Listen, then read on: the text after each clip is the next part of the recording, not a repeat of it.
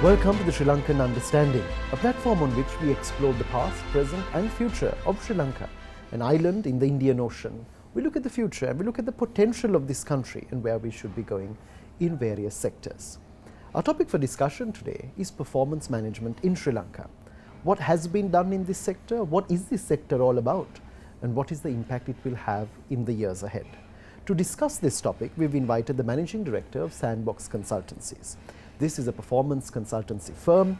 He is also someone who is seen as an innovator. He's a technology pioneer in the education sphere, Angelo De Silva. Thank you very much, Angelo, for joining us. Thank you so much for having me. Pleasure being here. Angelo, first and foremost, we talk about personal management.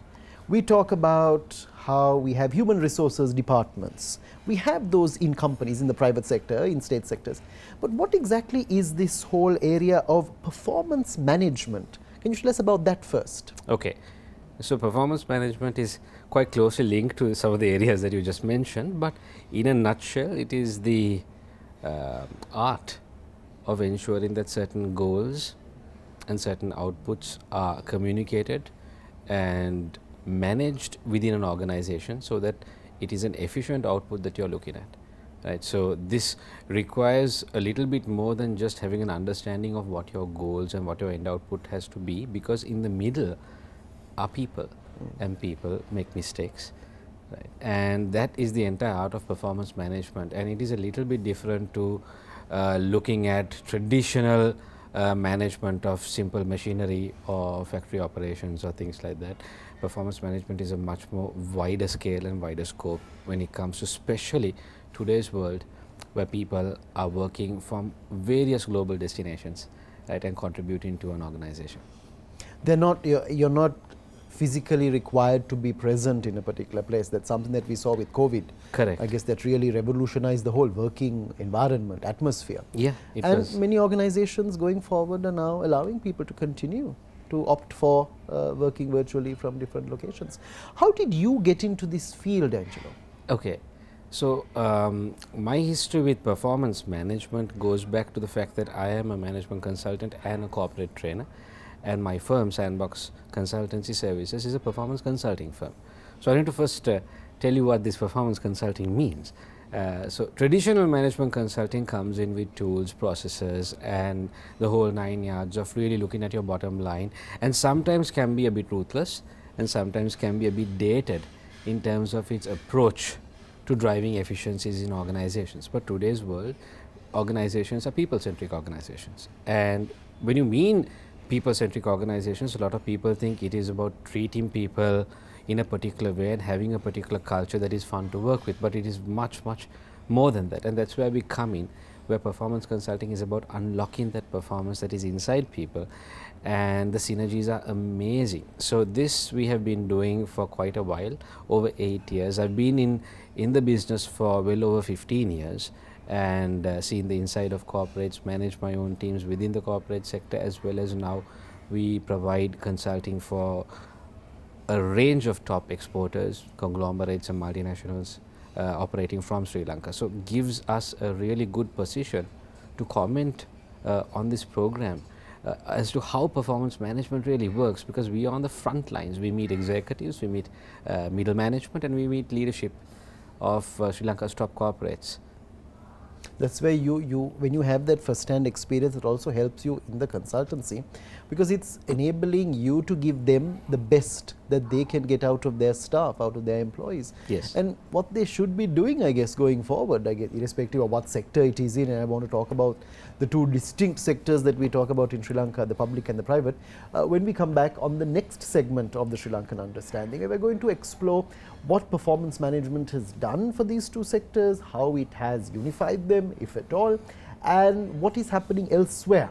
What are some of the international experiences that we have in this particular sector? On our next segment of the Sri Lankan Understanding.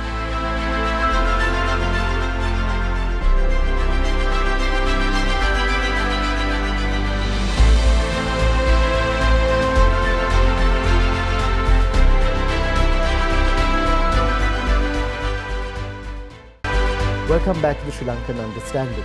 We're in conversation with Angelo De Silva and we're talking about performance management in Sri Lanka. Angelo, what does an organization need to look at, irrespective of the sector, when it comes to efficient performance management? Great question. Now, any organization, whether various sectors, whether whether it is in an export sector or whether it is in some other sector, whether it is state or private, needs to have its basics laid out, and we can divide this into a 3-stage process. First, the culture of it, the structure of it, and the people's capability when it comes to delivering it. So, culture, structure, people, this is the 3-pronged approach. Now, when you take the culture of performance management, you need to question the country's culture and how the organization nestles itself within that culture. So, I think this is a very interesting area when it comes to Sri Lanka. So, would you mind if I start with that first? Please.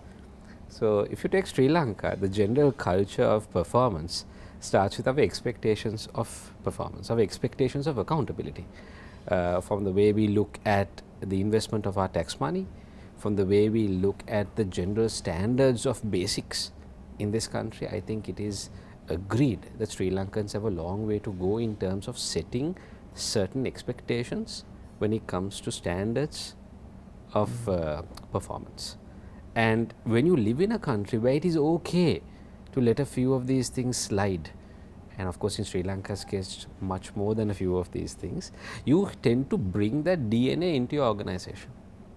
So, the organization itself, whether it's state or private, is dealing with the typical Sri Lankan who sometimes while driving on the street finds that it's okay, that the street that was okay yesterday today is full of potholes and riddled with various cuts in it and crudely filled in with some sort of rudimentary cement mixture or something, or asphalt mixture, but it's okay to drive over that and it's okay not to complain. The same Sri Lankan who finds that it's okay to find him or herself cut off in the street in a probably a dangerous manner finds it okay not to complain to the police station or bring a certain driver to book.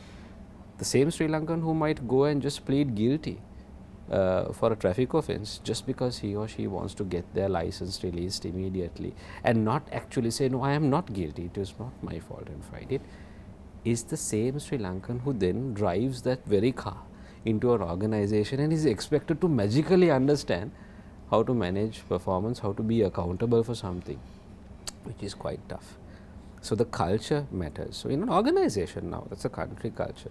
I can talk at this at length, but I am just going to move to the company culture part of it. Inside a company, you have to ask, is your company's performance culture a culture for passengers or performers? If it's a culture for performers, then everybody needs to be on the same page that either we perform, either we don't. A very simple, very high performance kind of mindset. But then that's what it is expected.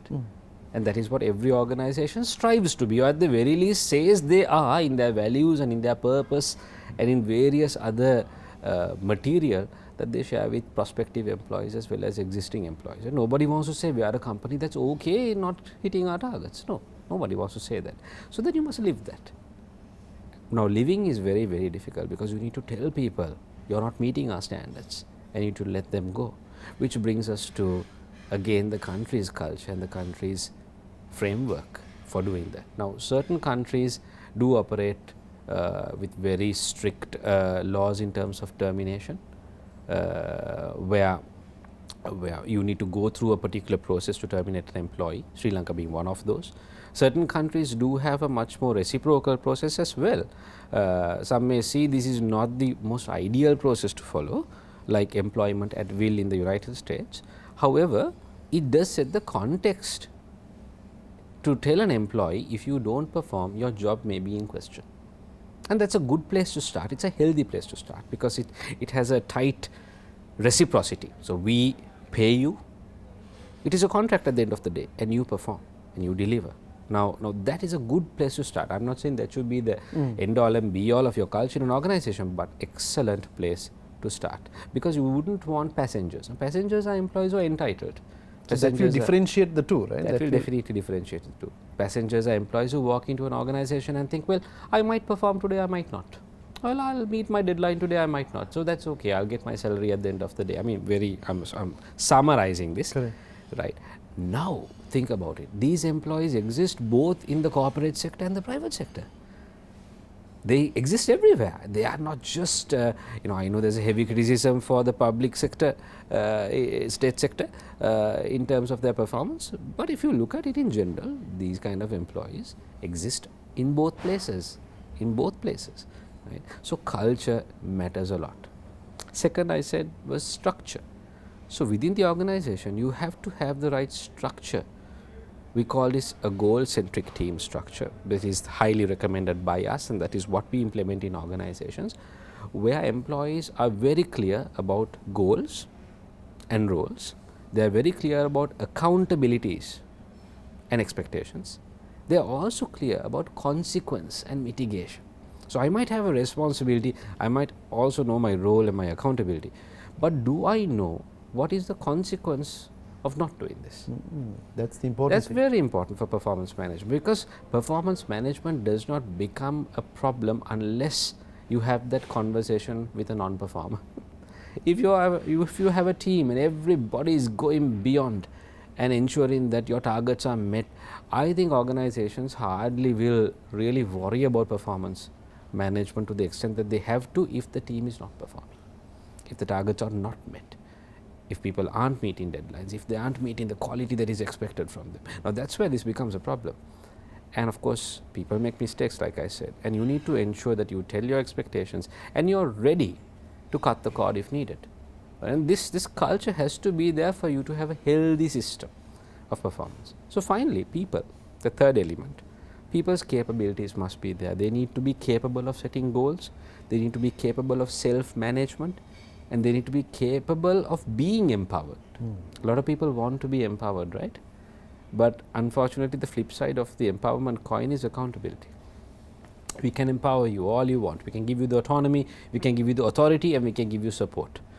But you have to give us something in return as an organization. You have to give us accountability. If you are incapable of then providing what we expect from you, we must ask you the question, what are you willing to do for that? Do you want us to sweep it under the carpet and forget this ever happened and move on? That seems unfair. That seems unfair. Because you have high expectations from the organization. You have expectations of culture, you have expectations of pay raises, salaries, global standards. Some people expect to be paid in foreign currency. So these are very high expectations organizations need to meet. Whether it is fair for an organization to have a fair set of expectations from the employee, at the very least that the employee provides what he or she represented at the interview. So nobody's going to come to an interview and say, well, I might work some weeks I might not, some months I might have disasters in my personal life, some months I might not. No one says that. Everyone says, I am the next best thing to sliced bread, right? True.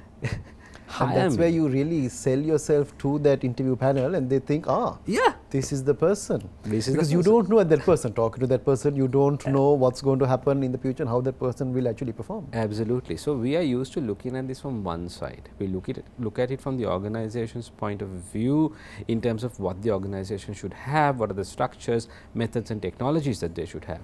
But I believe we have to look at it from the employee's accountability point of view as well. Both need to meet for there to be a very healthy system of performance management, where the employee also understands they're taking a risk in hiring me. They're providing me sustenance, they're providing me a job, a way to meet my expectations in life. And what am I willing to do for that? And what am I willing to do if I am unable to meet this is something that you need to also know. So it goes a long way. So that is the people part of it, that capability of people in the organization is the third aspect of it. I guess this is where we're looking at how we, if you look at the different sectors, or I guess one of the main points you raised there was that whole knowledge that you could be terminated. You run the risk. Yes. You want your rights, you want your salary, you want your allowances, you want the perks with the job, but you've also got to deliver. You have responsibilities that go with those rights. So absolutely. More than terming them rights, entitlement, things that you get Correct. from that particular position, but you've got to be mindful of what you're doing there. Tell me, Angelo, in terms of your experience and what you have seen, is this something unique here in Sri Lanka, or do we see this elsewhere in the region maybe, or is this something that is unique in terms of how we sometimes have a lack of accountability in our own country? Well, the general take on it is not unique to Sri Lanka. It's an issue that organizations around the world grapple with. However, the sense of entitlement and a certain lack of exposure to what true accountability is, I believe, is unique to countries similar to Sri Lanka, including Sri Lanka. And it comes from the general culture of the country. From the time that you are born, your basics are met by the state, your education, your health. And it is, I think I am right, being a Sri Lankan born and bred here, to say that sometimes people lose sight of how valuable these things are, and they lose the value for it because it is given free and they feel entitled to it. However, if you take foreign national or certain countries, people are paying student loans well into their 30s and 40s, and the moment that they graduate, they have that burden of paying their way through life. Health is extremely expensive, so they are extremely appreciative if the organization does provide health benefits. So the culture itself makes you appreciative of what you get. However, when you have a person who has got everything for free, and sometimes even a job for free, in certain instances, if you take the state sector, even a job for free, you lose the value of it. And then it becomes very hard to have a conversation with you about performance management, because you are already well and truly entitled. And now that might seem like a paradox, right? Because Sri Lanka is a developing country and we have so many people in need, if you look at Sri Lanka. But that's what makes it so unique, because even though we are a developing country, even though so many people are in need, they are at the same time so entitled. And they are getting internationally unheard of benefits for free. I mean, education and health being provided for free is a very, very unique state, and only a few countries in the world today can afford to do that for their people, Sri Lanka being one of it. So, yeah. So we're giving people to say a 5-class lifestyle, 5-star lifestyle. Well, it may be questionable sometimes in terms of the quality that is delivered.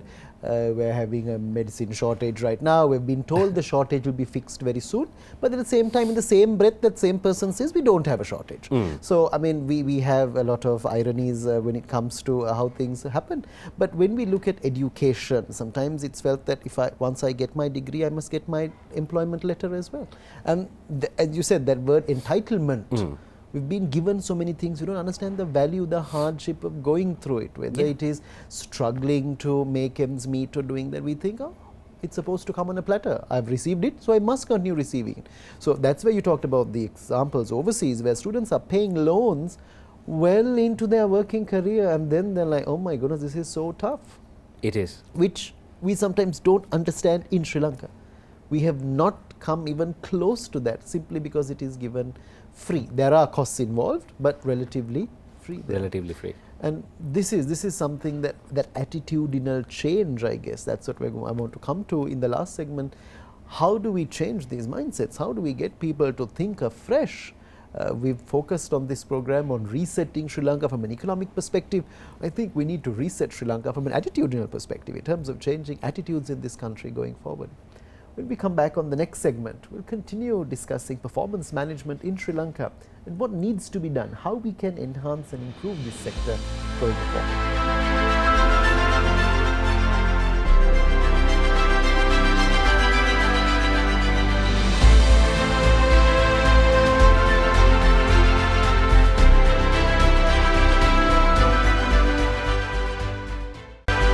Welcome back to Sri Lankan Understanding. We're in conversation with Angelo De Silva, and we're talking about performance management in Sri Lanka. Angelo, you've given us a wide perspective of understanding what this sector is all about, how individuals matter in organizations, whatever the sector may be. You've been involved in this field for a long time. You've seen a lot. You've experienced a lot. How much progress have you seen, though? When you look at it from a review point, if you review what has happened, your hard work that you have put in, the passion with which you operate, what progress have you seen? In the recent past, a marked difference can be seen. I think COVID pushed Sri Lankan companies into a new level of thinking about a lot of these things. All of a sudden your revenue went away, all of a sudden you had to make some big calls. And the question was asked, wait a minute, how productive are we actually? What are all these people doing? What do they do? The question surfaced because you had to allow people to work from home. And the moment you allow people to work from home, management by sight goes out the window. Now, when management by sight goes out the window, you have to have a very strong performance management methodology to ensure that the targets are still met, the organization is delivering efficiencies for the cost it is incurring. Now, these topics started surfacing, and in the last 2 to 3 years, I have seen a marked difference in the attitudes of employees as well as attitudes of leadership, especially in the private sector when it comes to this matter. They are looking at it more closely. They are really serious about things like succession planning, things like preparing leadership for managing people with a people-centric attitude, people leaders, and they are investing heavily in doing this. In terms of also driving this into the student population, there is a lot of work that is being done. Sandbox is at the forefront in delivering organizational level or private sector level education to two of Sri Lanka's state universities, that is the University of Peradeniya and the University of Kelaniya. So, we have taken it upon ourselves to engage students over a 4-year period, all of them, to give them these standards, because exposing them to this understanding of how you manage yourself and how you look at expectations is very important before they come in to the corporate sector. And the private sector is also doing an equal amount of work exposing the young generation to it, and this is great progress. Culturally also we can see some progress being made. People are putting pressure on politicians, they are putting pressure on the state sector. It's in the air now. I can't comment as to the effectiveness of certain measures and whether they are really making any change, but I can stand testament to the effort of the people to voice that change, and they are talking about it, including you here on this show. So, this is cultural change that we are seeing happening in front of our eyes. So, yes, it looks positive and we are heading in the right direction, but certainly a lot of work to be done. I guess this is where you've got to look at it, as you rightly said, going into universities. You're starting off at an early stage. You're making people understand the value of what they have, what is expected of them, rather than their expectation that they have so many. I mean, they're going to want a lot of things when they join the workforce. They're going to expect great achievements in a very short period of time, but understanding how culture is impacting, how they have to fit into a structure, how they are important, they are an integral component, no doubt. We are seeing a mass migration of people from this country right now. So many are opting to find another route. The grass is apparently greener. Apparently greener. For some it might be, in some sectors of course they are getting really good jobs, they are really finding niches to go into or very well known professions to go into in those countries, and they are doing well. But is that happening with the large majority who are going out of our country? And this is where so many are probably being duped. Sri Lankans are finding opportunities to scam people, make money, savings are being lost. This is a critical factor here. But this is where within the country, within our professions, within whatever lines of work that we are doing, we need to find that correct approach. I guess that's exactly the crux of what we're trying to come to here. But as we go ahead, Angelo, in terms of Sri Lanka, in terms of change, in terms of what you want to see with the work you have done, you put a lot of effort into what you're doing.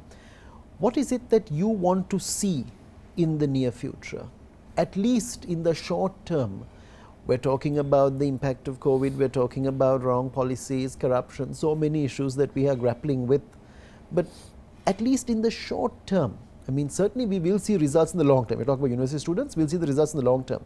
But in the short term, how can we enhance this field? How can we make a change? What should we do? I think it starts from each one of us. Each one of us has to take accountability for changing ourselves. And we can start by asking why.